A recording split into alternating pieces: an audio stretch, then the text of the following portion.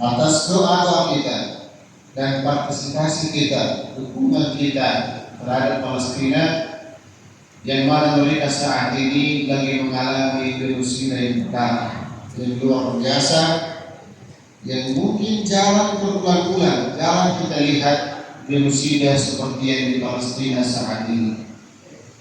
Semoga Allah Subhanahu wa Ta'ala dengan rahmatnya melindungi kita semua, dan insyaallah kezaliman dan penjajahan di Palestina insyaallah segera dihadirkan oleh Allah Subhanahu wa Ta'ala. Amin, amin, amin.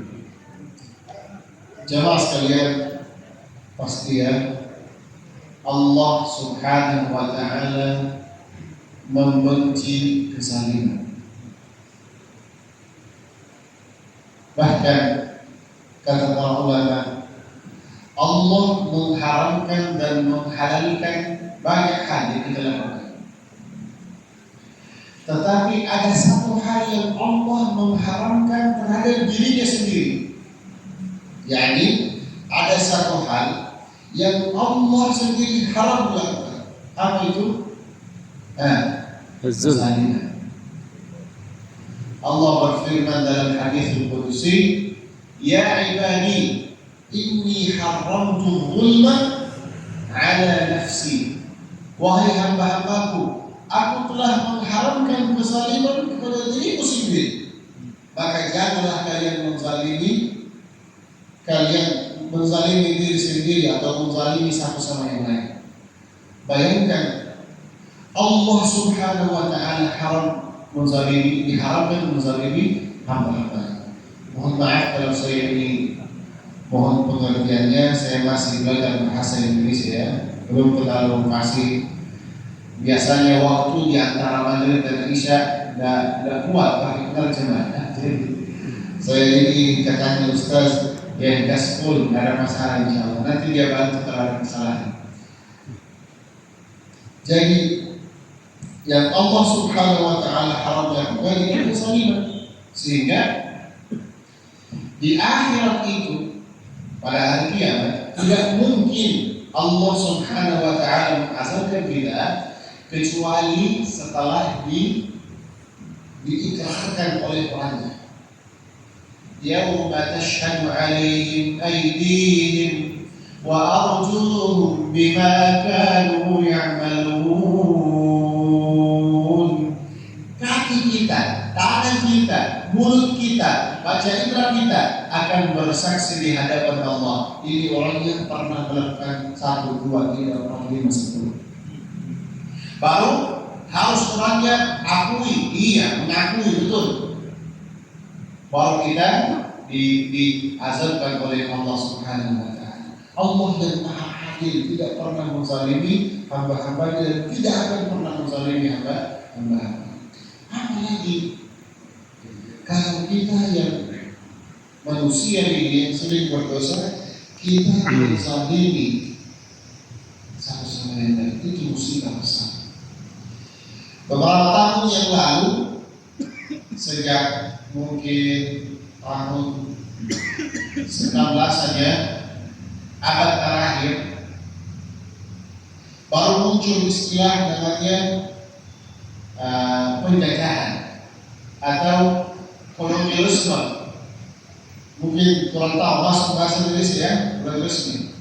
Artinya sebuah negeri yang kuat, punya tentara, punya pasukan, merasa kuat, merasa pede, dia menzalimi negeri yang lain, yang kecil, kasihan, miskin.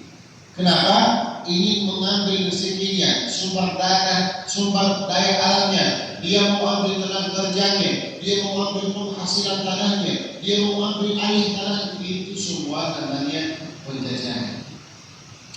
Indonesia ini, masya Allah, dianggap contoh terbesar. Sebagaimana Indonesia ini pernah dijajah berapa tahun? 350 tahun lebih. Tidak ya? Serius. Ini saya kali pertama masuk di Indonesia beberapa tahun yang lalu. Saya kesini belum tahu sejarahnya Indonesia. Cuma saya tahu Masjid Istiqlal, Saya tahu terjun. Penasaran mau lihat tempat wisata, tapi sejarah belum sempat saya baca. Sehingga katanya Ustaz yang mendampingi kami dari jemput dari bandara, beliau sudah alumni Sudan, pintar bahasa Arab beliau, dari Garut, namanya Ustaz Nandang. Beliau mengatakan, Syekh, tahukah Anda, apakah Anda tahu bahwasanya di sini Indonesia juga pernah dijajah seperti Palestina? Saya bilang serius, Anda kurang tahu, dia pakai bahasa Arab. Saya bilang serius Ustaz, masa? Dan bingung dia. Nah, saya bertanya, kira-kira berapa tahun Ustaz? Nah, dalam pikiran saya mungkin 50, 60, paling mungkin 70 tahun. Nah, dia bilang pakai bahasa Arab, Salatun wa khamsuna. Dia bilang 350. Nah, saya ketawa saat itu. Saya bilang, tidak mungkin Ustaz. 35 maksudnya. Dalam pikiran saya kira dia itu baru belajar bahasa Arab sehingga dia salah sebut angka. Kan coba, semua itu orang yang alumni bahasa Arab, sastra Arab, coba tanya, apa sih hal yang paling susah dalam bahasa Arab? Dia angka-angka itu susah. 100 mi'atun, mi'atun wa khamsuna alfan, susah, panjang. Makanya dia mungkin mau bilang 35, cuma dia salah tambah 0. Saya bilang 35, oh Masya Allah, nama ya, luar biasa. Dia bilang tidak, 350 Syekh. Ada bawa pulpen, kan kalau dia salah sebut, tidak mungkin salah tulis juga. Saya kasih pulpen, kasih kertas, dia tulis 3, 5, 6. Terbalik otakku ini. Anda buka HP, bertanya kepada Ustaz Google. Saya bilang, Ustaz Google, betul enggak? Ini Indonesia, betul ternyata. Allah Akbar. Ternyata ini hanya Belanda. Masih ada Jepang lagi, masih ada. Oh Allah. Dan waktu itu terjadi motivasi bagi saya membaca sejarah Indonesia. Bagaimana rezeki kita, kan? Apa namanya? Penghasilan tanah Indonesia ini yang sangat kaya dengan sumber daya alam seperti rempah-rempah itu, bumbu kan, seperti cengkeh, lada hitam, pala, apa semua. Di Eropa itu cukup mahal.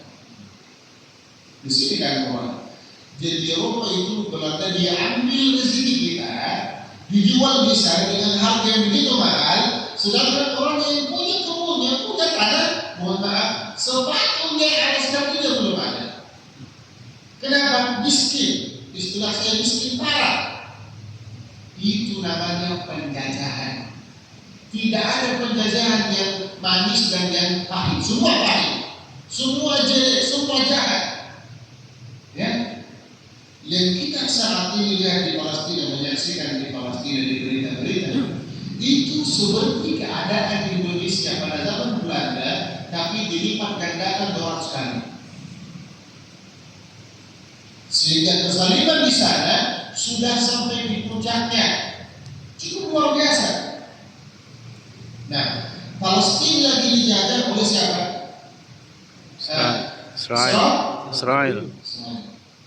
Israel itu bagusnya kita bilang Zionis, bukan Israel. Karena Israel itu nama Nabi. Tahu nggak? Israel nama Nabi. Kan Allah berfirman, Ya Bani Israel, wahai anak cucunya Israel.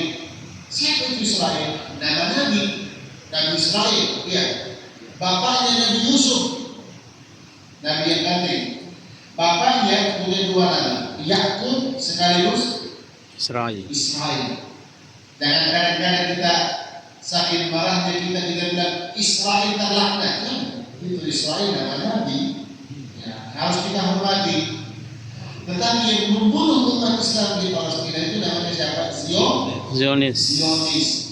Partai pertama yang mempublis negeri Israel namanya Zionis. Harusnya kita bilang Zionis, bukan Israel. Dan bukan Yahudi juga, karena nggak tentu semua orang Yahudi mendukung penjajahan. Banyak Yahudi mendukung Palestina. Mereka bilang free Palestina.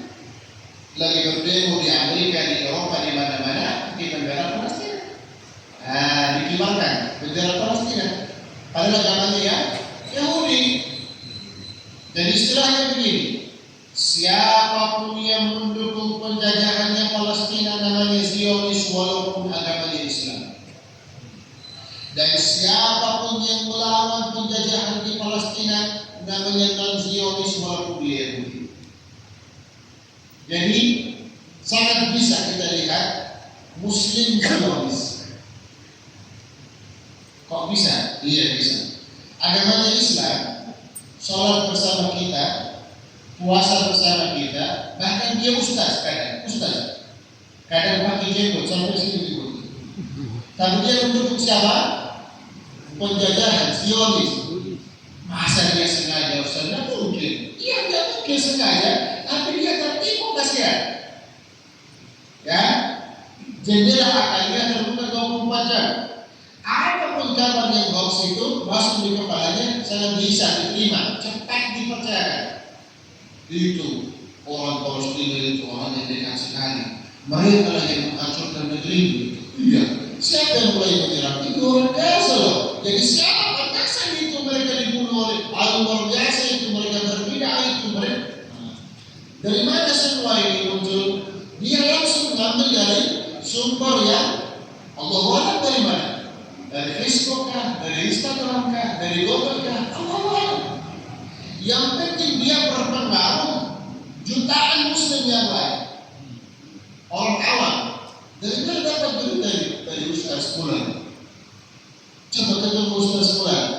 Ustaz, dari mana itu dapat berita ini? Pernah ke Palestina? Belum pernah share. Antum ada kenal dari Palestina? Belum ada kenal. Jadi antum dari mana tahu? Ini dari internet cek. Saya internet itu menjadi sumber apa? Semua berita.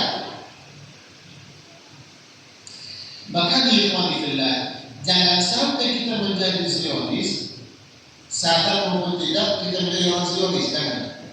Saat ini kita harus mendukung kebenaran, walaupun pajak mendukung kebenaran itu sangat mahal, tapi kita harus siap-siap menghadapi kezaliman dan kolonialisme atau penjajahan pada saat ini.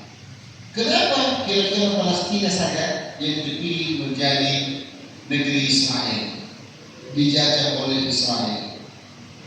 Pertama, karena tanah Palestina dalam 3 agama merupakan kiblat, bukan hanya Islam. Dalam Islam kita, Masjid Aqsa adalah kiblatnya kita pertama, betul? Betul. Selama bulan 16 bulan pertama dalam umur Islam kita, Al-Aqsa adalah kiblatnya. Nanti setelah 16 bulan pertama ada perubahan, jadi Masjidil Haram bukan Masjidil Aqsa. Kristen juga Nasrani menganggap Palestina tempat kelahirannya Tuhannya mereka, yaitu bagi kita Nabi Isa alaihissalam. Kiblat bagi mereka. Bulan 12 yang lalu ramai Palestina, padat. Kenapa? Tempatnya haji dalam agama Nasrani, haji ke Palestina. Apalagi agama Yahudi, mereka menganggap Palestina dalam kebangkitan mereka, dianggap tanah sangat suci dalam agama Yahudi. Jadi pertama, posisi agamanya dalam 3 agama itu dianggap tempat suci. 2, Palestina tempatnya sangat strategi. Saya mau bertanya, Bapak Ibu kalau punya duit besar, mau beli tempat misalnya tanah atau rumah, lebih bagus kita beli di kampung di jauh di luar atau di pusat kota Sumbawa? Lebih bagus yang mana? Masa bertanya, di situ di pusat lebih bagus dan dijual mahal. Itu penjajah juga cerdas, para penjajah cerdas. Mereka cari tanah atau sebuah negeri yang tempatnya sangat strategis, ada perempatan, di situ ada tanah, boleh bikin asik di situ.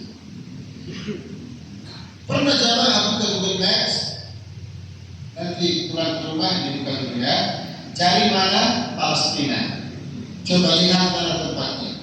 Pas di tengah tiga benua. Tiga benua. Pertama benua Asia paling barat, ujung barat itu Asia ada Palestina. Dan juga Afrika, gerbangnya Afrika dari hadapan dari Asia itu Palestina. Dan juga dekat ke Eropa dan dekat dari laut biru. Dan semua itu subhanallah merupakan tempat sangat strategis. Dan Israel mengatakan siapapun yang menguasai Palestina, dia akan menguasai gerbang tiga benua.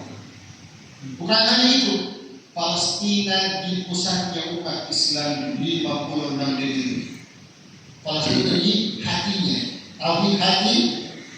Di mana hati? Kiri atau kanan? Kiri? Kanan. Kanan. Hati. Di mana hati? Kanan. Hati di pusat sebenarnya. Posisinya di sini. Agak dekat ke kiri, tapi dia di tengah.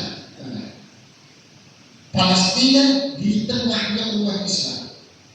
Siapa yang menguasai Palestina, pasti dia akan seperti oktopus, dia akan tangan-tangan kiri-kiri menguasai semua yang sekitarnya.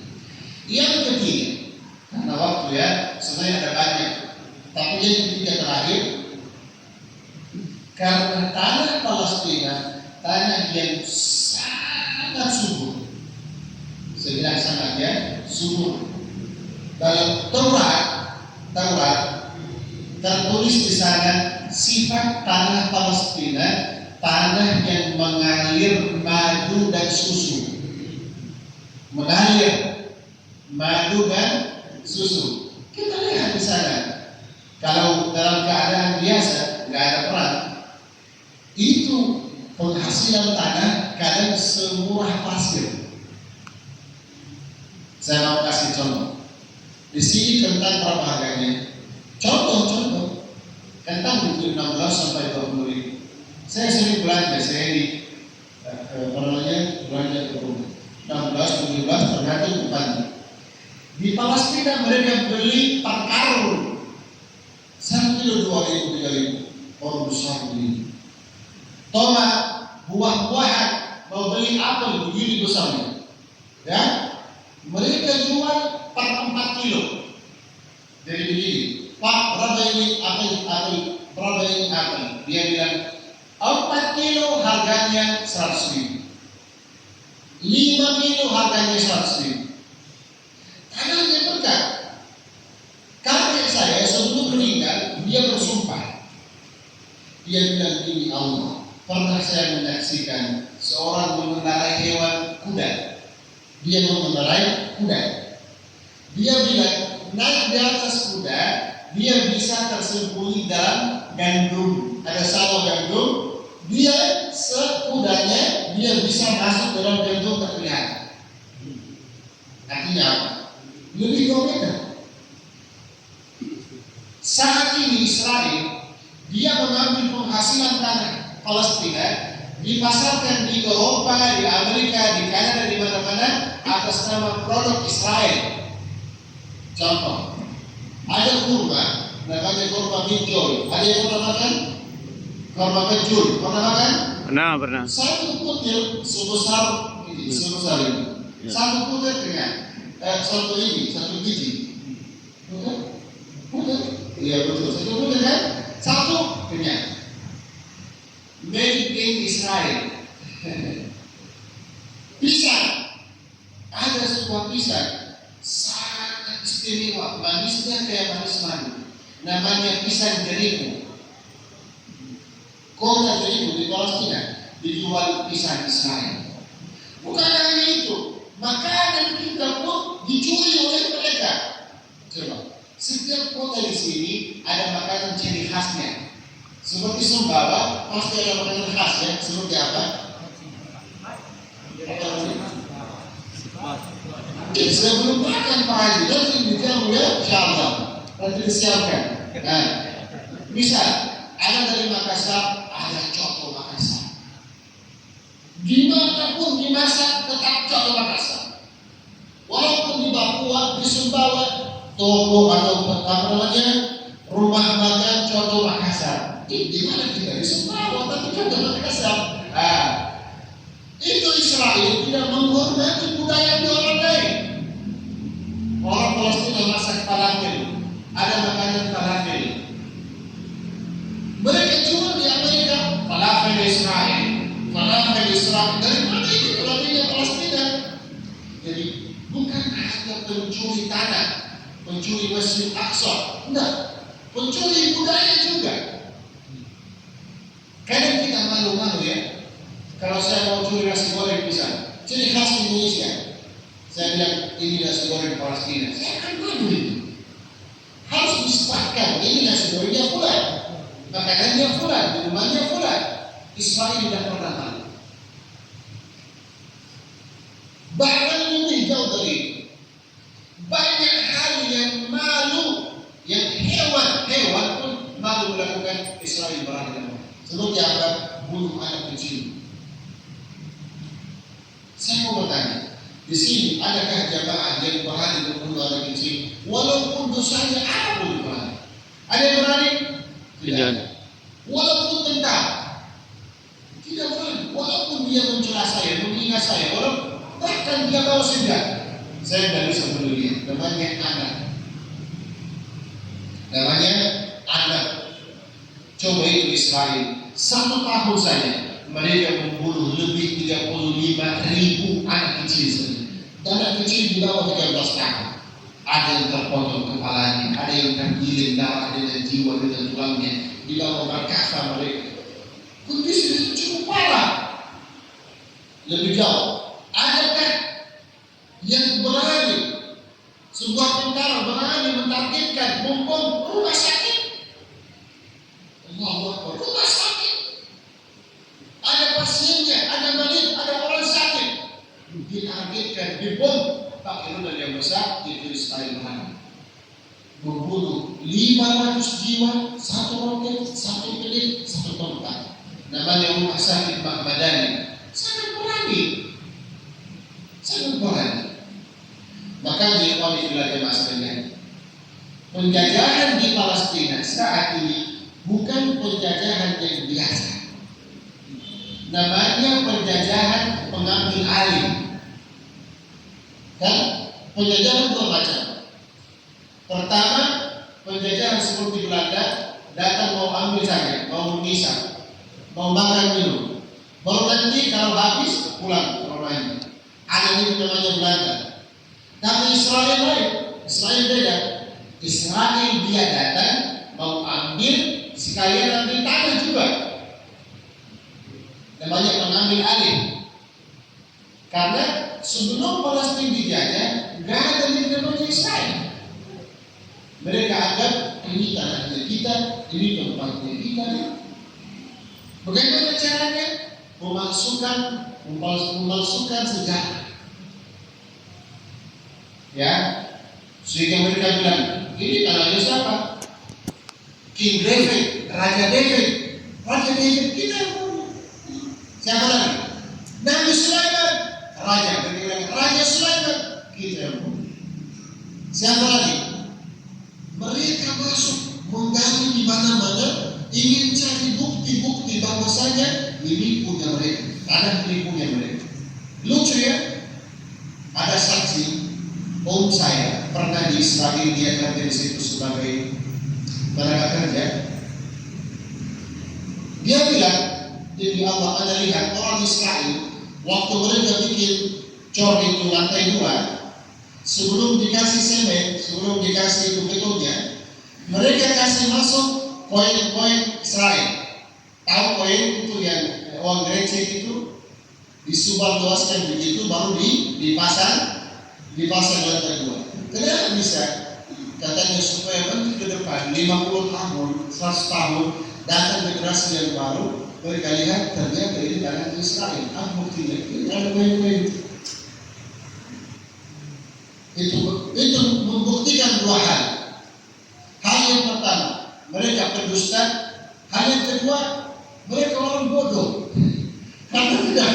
Tidak mungkin kalau anak kecil yang jadi besar, dia akan percaya bahwasanya ini koin, membuktikan bahwasanya Israel punya hak segala di sini. Karena ujung-ujungnya ini koin mungkin umurnya 20 tahun, 30 tahun, 50 tahun. Tidak mungkin ada sejarahnya dari zaman Nabi Raja David atau Raja Sulaiman. Tidak bisa. Makanya ikhwani fillah jemaah sekalian, karena waktunya sudah masuk waktu Isya, saat ini di hadapan kejadian yang di Palestina, seluruh manusia punya dua opsi saja, tidak ada ketiganya. Dua opsi. Opsi pertama, dia pura-pura gak lihat dan dia menjadi pertengahan. Opsi kedua, dia mendukung kebenaran, walaupun agak-agak ada risikonya. Ustaz, mohon maaf, saya ini masih abu-abu dulu ya. Apa itu abu-abu? Bukan putih, bukan hitam, masih abu-abu. Kayak di zaman Nabi, ada sahabat mendukung Nabi, ada orang kafir mendukung kafir. Ada pun yang ketiga pertengahan, mereka nunggu. Siapa yang menang dia ikut. Kalau Nabi menang dia ikut. Kalau kafir menang dia ikut kafir. Ya, namanya munafik. Namanya munafik. Di zaman ini jangan menjadi abu-abu, jangan menjadi munafik. Apa itu? Tunggu dulu, mana yang menang saya ikut. Jangan. Saat ini kebenaran semakin jelas dan kebatilan semakin jelas. Namanya tertulis seperti Dajjal. Aku Dajjal tertulis. Tapi kenapa dia mau diakui oleh sebagian umat Islam? Karena dia takut atau kasihan, dia masih khawatir nanti dipersoalkan sama orang lain, difitnah terbelakang. Di sini ada jamaah takut menyerang Israel, takut melawan Israel. Kenapa? Takutnya akan dibilang simpulan orangnya itu terbelakang, bukan modern. Kenapa? Karena Israel modern, punya senjata, punya ilmu, punya tank yang bercanggih, punya pesawat tempur, punya apa?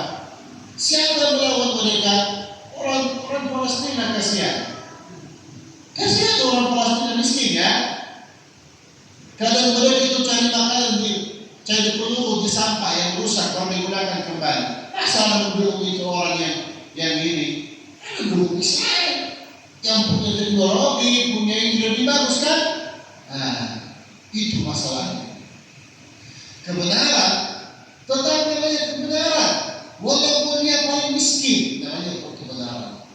Dan kebatilan namanya kebatilan, walaupun dia paling kaya seluruh dunia. Makanya saat ini tidak asing lagi kita lihat di Eropa, di Amerika, di mana-mana banyak orang ateis, nggak ada agamanya, turun di lapangan untuk mendukung Palestina dan free Palestina. Sebaliknya, orang Muslim mengakui asyhadu an la ilaha illallah Muhammadur Rasulullah, mendukung Zionis. Kenapa? Salah paham atau sengaja. Seperti siapa itu? Abu Janda ya. Kalau saya kenal Abu Janda, saya menyesal kenal dia. Abu Janda itu, ya, itu contoh Abu Janda. Di mana-mana ada Abu Jandanya. Cabang Palestina ada, cabang Arab Saudi ada, cabang Mesir ada. Di mana-mana ada. Makanya ikhwani fillah jemaah sekalian, saat ini adalah saat pembuktian cinta kita terhadap Masjid Aqsa. Wallahi, ini saatnya luar biasa. Kalau Gaza, kalau Palestina sudah kalah, tunggulah kehancurannya Masjid Aqsa. Tidak akan lama lagi, tidak akan jauh lagi. Al-Aqsa memang ingin dihancurkan, dirobohkan oleh Israel. Siapa yang menghalangi mereka? Para pejuang yang di Palestina. Kalau mereka kalah, artinya benteng Islam terakhir sudah hancur. Ini tugasnya kita bersama. Tugasnya kita apa? Bawa senjata ke Palestina? Bukan bawa senjata. Tugasnya kita agar supaya para pejuang tetap ada nafasnya, tetap ada jiwanya, tetap bisa berdiri kokoh. Bagaimana caranya? Tugas kita ini. Saya dengan dakwah, Anda dengan suara, dia dengan bantuan, dia dengan muhadarahnya. Ini setiap kita punya posisi, punya peran yang lain.